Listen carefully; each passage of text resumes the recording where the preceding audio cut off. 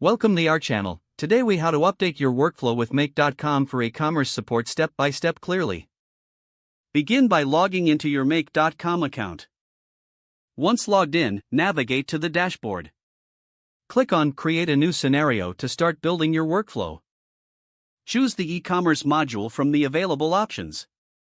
Select the specific e-commerce platform you're using, such as Shopify or WooCommerce. Authorize Make.com to access your e-commerce account. Follow the prompts to complete the authentication process. After authorization, add the trigger event for your workflow. For example, you might choose New Order as your trigger. Next, define the action that should occur when the trigger is activated. You might want to set up an action to send a confirmation email to the customer. Choose the email module from the list of actions. Fill in the necessary fields, including the recipient's email address and the message template. Consider adding personalization tokens to your email for a more tailored experience.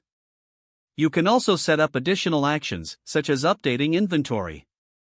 Select the appropriate inventory management module. Map the correct fields between your e-commerce platform and your inventory system. This ensures that stock levels are updated in real time.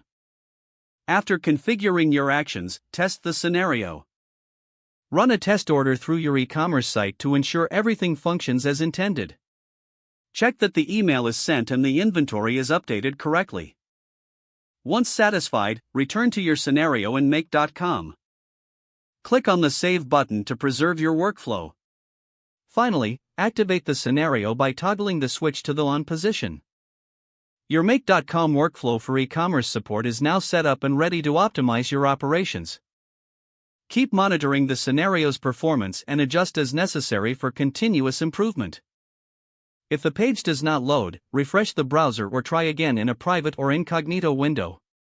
Make sure you are using the correct email address, then retype it carefully to avoid small typos.